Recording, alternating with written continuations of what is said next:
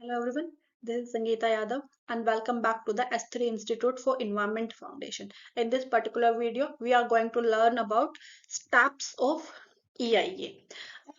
अगर आपने हमारी पहली वीडियो नहीं देखी है जिसमें हमने EIA की प्रोसेस क्या होती है उसके बारे में बात की है, तो मैं आपको डिस्क्रिप्शन में भी लिंक प्रोवाइड कर दूंगी। पहले आप वो वीडियो देखिए ताकि आपको क्लियर हो जाए कि व्हाट इज EIA। एंड उसके बाद हम स्टेप्स की बात करेंगे कि स्टेप्स क्या होते हैं, और लिंक जो है आपको स्क्रीन पे भी यहीं कहीं विजिबल होगा। आप डायरेक्टली वहां से भी जा सकते हैं to watch that video first and then come back to this video and watch what are the steps involved in the EIA process. Now if you want to join us, you can join now, and we are having an ongoing course for paper 2 environmental sciences, in which we are also providing classes for paper 1. These are the details of our ongoing course.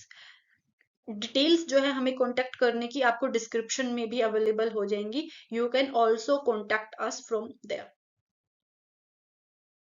Now अगर हम बात करें अपने steps की जो हमारे EIA की process में इन्वॉल्व होते हैं, वो ये जर्नल स्टेप्स है। सबसे पहले जो है हम लोग डेवलपमेंट के लिए जो प्रपोजल है वो प्रिपेयर करते हैं। उसके बाद हम स्क्रीनिंग करते हैं कि किसी प्रोजेक्ट को EIA की रिक्वायरमेंट है या फिर नहीं है, विच मीन्स कि हम प्रोजेक्ट्स को कैटेगराइज करते हैं इन ए एंड बी। बी को हम फर्दर कैटेगराइज करते हैं B1 एंड B2। ये जो प्रोसेस है इसको हम स्क्रीनिंग बोलते हैं। कुछ प्रोजेक्ट्स को EIA की रिक्वायरमेंट नहीं होती है, किन्हीं को EIA की रिक्वायरमेंट होती है। जिन प्रोजेक्ट्स को EIA की रिक्वायरमेंट होती है उसके बाद हमारा स्टेप आता है स्कोपिंग का। नेक्स्ट स्टेप आता है हमारे पास बेसलाइन स्टडी का। फिर है हमारे पास prediction and impacts, next evaluation of impacts, mitigation, EIA report, review, decision making. कि हमें EC जो है, इन्वायरमेंटल क्लियरेंस जो है वो प्रोवाइड नहीं करना या फिर करना है। अगर हम इन्वायरमेंटल क्लियरेंस प्रोवाइड कर मिलता है, हम मीन्स जो भी एजेंसी है वो हमें इन्वायरमेंटल क्लियरेंस देती है, उसके बाद मॉनिटरिंग एंड ऑडिटिंग की जो प्रोसेस है वो होती है। बीच में हमारा जो एक स्टेप आता है वो है पब्लिक कंसल्टेशन का, कि पब्लिक भी इन्वॉल्व होती है, जिसमें पब्लिक से उस पर्टिकुलर प्रोजेक्ट से उनके जो व्यूज है, उनके जो ओपिनियंस है वो लिए जाते हैं। अब इन सभी स्टेप्स को हम डिटेल में देखेंगे। सबसे पहला जो है हमारे पास वो है स्क्रीनिंग। स्क्रीनिंग जो है सबसे पहले हमने क्या किया था, अपना जो प्रोजेक्ट है वो प्रपोज किया था कि हमारा जो प्रोजेक्ट है वो क्या होगा। अब उस प्रोजेक्ट को कैटेगराइज किया जाता है, स्क्रीन किया जाता है। जैसे हमने पहली स्लाइड पे देखा कि ये जो प्रोजेक्ट है ए कैटेगरी में आएगा या फिर बी में आएगा। बी में भी हम लोग देखते हैं कि B1 में आएगा या फिर B2 में आएगा। कैटेगरी ए एंड B1 के जो प्रोजेक्ट्स हैं उनको EIA की रिक्वायरमेंट होती है, और B2 को जो है EIA की रिक्वायरमेंट नहीं होती, वो एग्जम्प्टेड होते हैं फ्रॉम EIA प्रोसेस। तो स्क्रीनिंग की प्रोसेस में सिर्फ और सिर्फ ये डिसाइड किया जाता है कि प्रोजेक्ट को EIA की रिक्वायरमेंट है या फिर नहीं है। अगर है तो वो कैटेगरी ए में आएगा या फिर B1 में आएगा, ये डिसाइड किया जाता है। ये डिसाइड होने के बाद हमारा नेक्स्ट स्टेप जो आता है वो है स्कोपिंग का। स्कोपिंग में हम की इश्यूज आइडेंटिफाई करते हैं। की इश्यूज मीन्स ये जो प्रोजेक्ट हमने लगाना है उसके उससे रिलेटेड जो की इश्यूज है, जो प्रॉब्लम्स है वो क्या है, इसमें आइडेंटिफाई किए जाते हैं जो भी एसोसिएटेड प्रॉब्लम्स हैं उन सबको। एक तो हमने की इश्यूज आइडेंटिफाई कर लिए, इसमें स्कोपिंग में क्या होगा, की इश्यूज आइडेंटिफाई किए जाते हैं। उसके बाद क्या किया जाता है, पॉसिबल इम्पैक्ट्स। इम्पैक्ट्स हम की इशूज के साथ ही यहाँ पे देख रहे हैं कि इन की इशूज के साथ क्या इम्पैक्ट्स एसोसिएटेड हैं, और उसके बाद अवेलेबल अल्टरनेटिव्स जिनसे हम लोग इन इम्पैक्ट्स को रिड्यूस कर सके, मिनिमाइज कर सके। तो स्कोपिंग में हम लोग क्या करते हैं? स्कोपिंग में हम लोग आइडेंटिफाई करते हैं की इशूज एंड इम्पैक्ट्स को associated with the project. Next जो इम्पोर्टेंट बात है, जो हमें बहुत इंपॉर्टेंट है, बहुत याद रखनी है, वो है TOR, terms of reference. Terms of reference जो है वो एक्सपर्ट अप्रेजल कमेटी जो होती है वो प्रोपोनेंट को प्रोवाइड करती है, या फिर state level expert appraisal committee जो होती है वो ओपोनेंट को प्रोवाइड करती है with in 60 days of, with in 60 days जब से जो प्रोजेक्ट है हमारा वो अप्लाई किया जाता है EIE की प्रोसेस के लिए, उसके विद इन 60 डेज जो कमेटी है, एक्सपर्ट अप्रेजल कमेटी है, जो स्टेट लेवल पे होती है और हमारे जो सेंट्रल लेवल पे होती है, वो प्रोपोनेंट को TOR जो है, टर्म्स ऑफ रेफरेंस जो है वो प्रोवाइड करती है with in 60 days.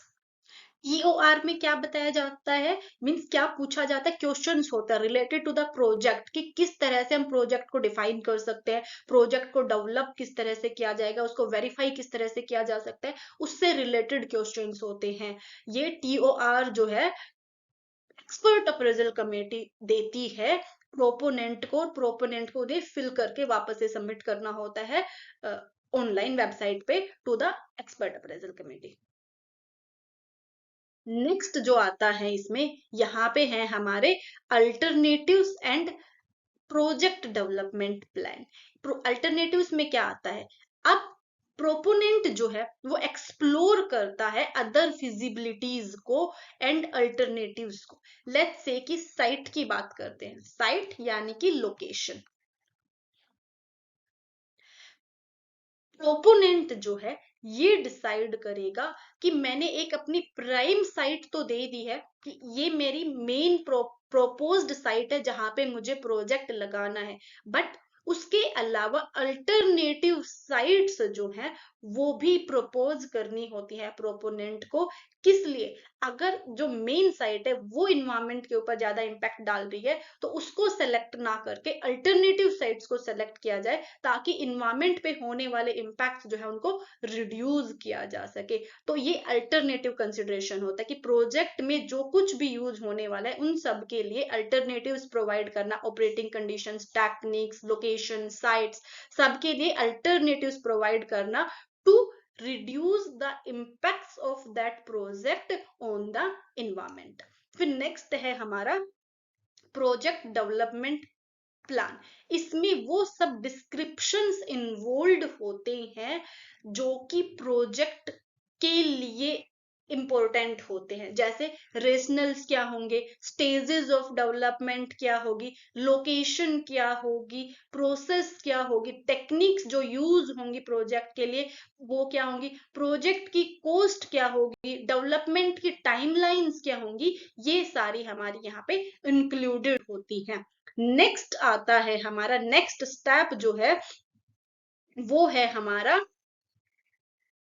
Base line data collection. अब बेस लाइन डेटा कलेक्शन का क्या मतलब होता है, जब भी हम कोई प्रोजेक्ट लगाते हैं तब वहां की इन्वायरमेंटल कंडीशंस जो हैं उनका डेटा जब हम कलेक्ट करते हैं उसको हम लोग बोलते हैं base line data collection. Which means कि मान लीजिए मुझे कोई प्रोजेक्ट लगाना है, उस प्रोजेक्ट को मुझे किसी एक लोकेशन पे लगाना है, तो उस लोकेशन की एयर क्वालिटी क्या है, वाटर क्वालिटी क्या है, सोयल की क्वालिटी क्या है, नॉइज कितना है, वहां पे बायोडाइवर्सिटी क्या प्रेजेंट है, इन सब कंडीशंस को जब मॉनिटर किया जाता है, इन सब कंडीशंस के जब डेटा इकट्ठा किए जाते हैं प्रोजेक्ट लगने से पहले, उसको हम बोलते हैं बेस लाइन डेटा कलेक्शन। अब ये बेस लाइन डेटा कलेक्शन किस तरह क्यों किया जाता है, रीजन क्या है इसको कलेक्ट करने का?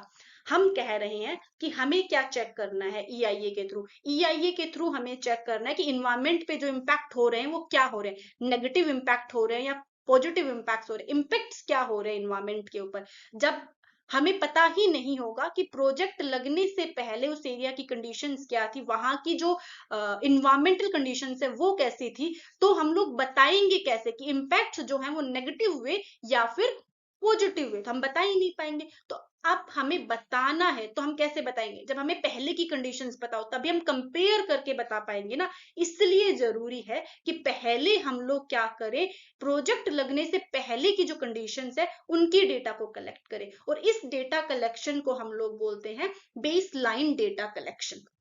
ठीक है, इसमें हम फिजिकल यानी कि ज्योग्राफिकल और जियोलॉजिकल कैरेक्टरिस्टिक्स या टोपोग्राफी को का जो डेटा है उसको कलेक्ट करते हैं, quality of air, water, noise, soil, इन सब की क्वालिटी, बायोडाइवर्सिटी का डेटा कलेक्ट करते हैं, फ्लोरा कितना है, फोना कितना है, इकोसिस्टम का टाइप क्या है, सोशियो इकोनॉमिक जो स्ट्रक्चर्स है, इकोनॉमिक कंडीशंस, डेमोग्राफिक कंडीशंस यानी कि माइग्रेशन कितना है, इमिग्रेशन कितना है, इन सबको, कल्चरल कंडीशंस क्या है, ट्रेडिशन क्या है, रिलीजन क्या है, कस्टम्स क्या है, लोकल्स के, इन सभी का डेटा जो है वो कलेक्ट किया जाता है बेसलाइन डेटा कलेक्शन में। फिर नेक्स्ट स्टेप जो आता है हमारा, फोर्थ स्टेप, वो है आइडेंटिफिकेशन एंड प्रिडिक्शन ऑफ की इम्पैक्ट्स। अब हमने क्या किया था, हमने कर लिया बेस लाइन डेटा कलेक्शन और हमने कर ली स्कोपिंग। स्कोपिंग में हमने इम्पैक्ट्स बता दिया कि इशूज क्या क्या रिलेटेड है, और फिर हमने बेसलाइन डेटा भी कलेक्ट कर लिया, हमने टीओआर भी दे दिया किसमें, स्कोपिंग के टाइम पे।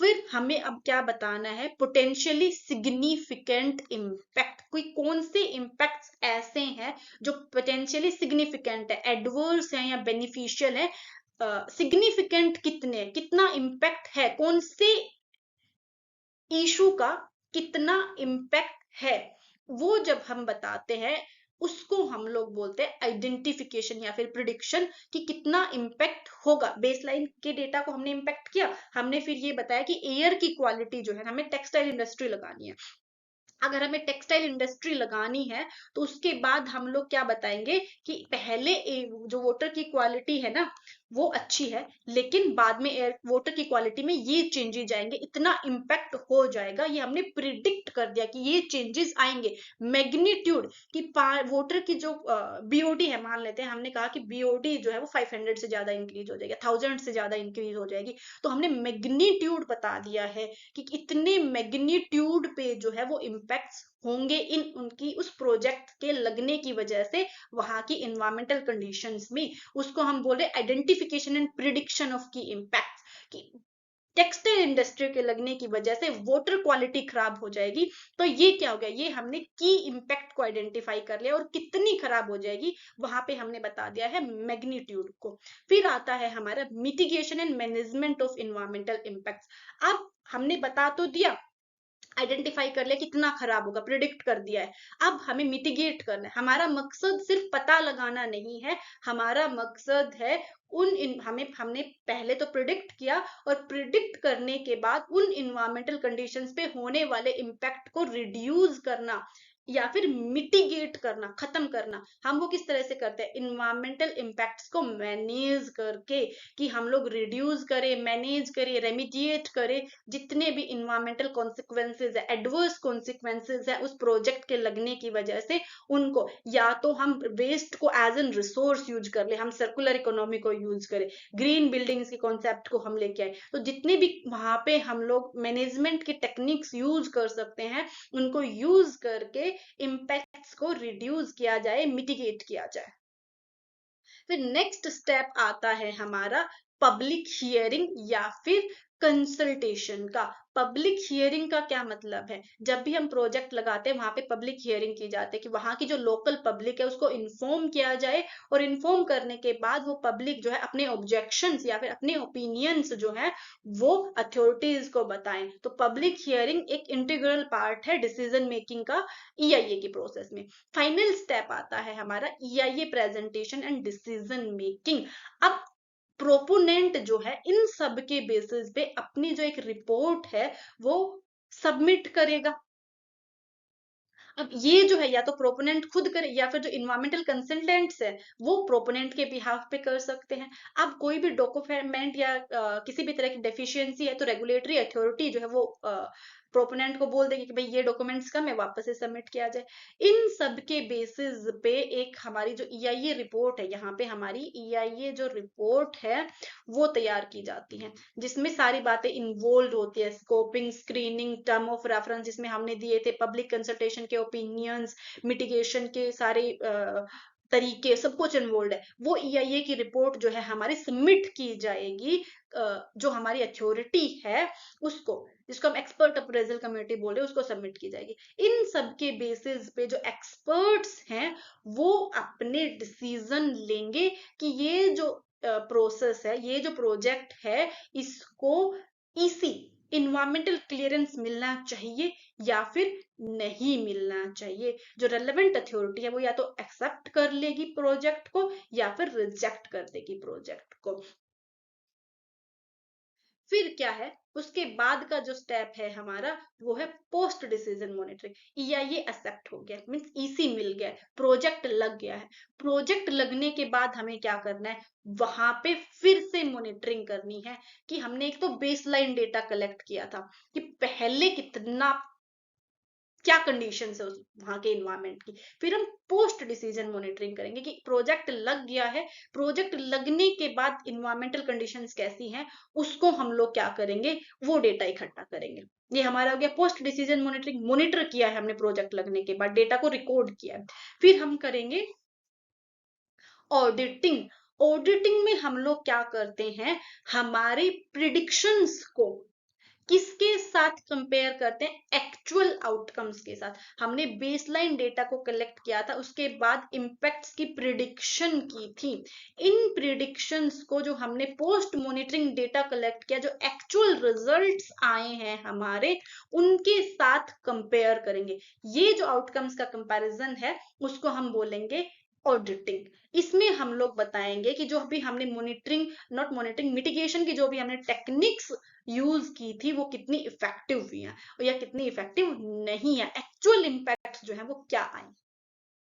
ये हमारी ईआई की जो रिपोर्ट हमने बात की थी आफ्टर पब्लिक कंसल्टेशन, उसमें हम लोग क्या क्या चीजें अटैच करते हैं, वो है हमारी executive summary of EIA findings, description of the proposed development project, major environmental and natural resource issues, project impact on the environment with comparison to the baseline data. Baseline data को collect करने के बाद comparison करना, options for alternating sites and summary of EIA for general public. तो ये जो है हमारे ओवरऑल स्टेप्स इन्वॉल्व है ईआईए की प्रोसेस में, कि कौन से स्टेप्स जो है फॉलो होते हैं अगर हमें ईसी चाहिए। जर्नल स्टेप्स जो है वो क्या है, अगर हम बात करें कि हमने क्या किया था स्क्रीनिंग के टाइम पे,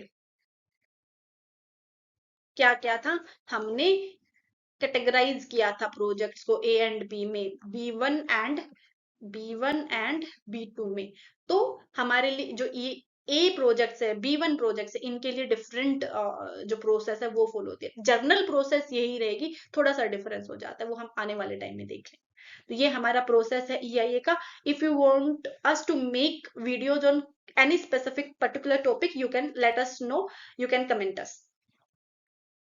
Thank you for watching and keep studying.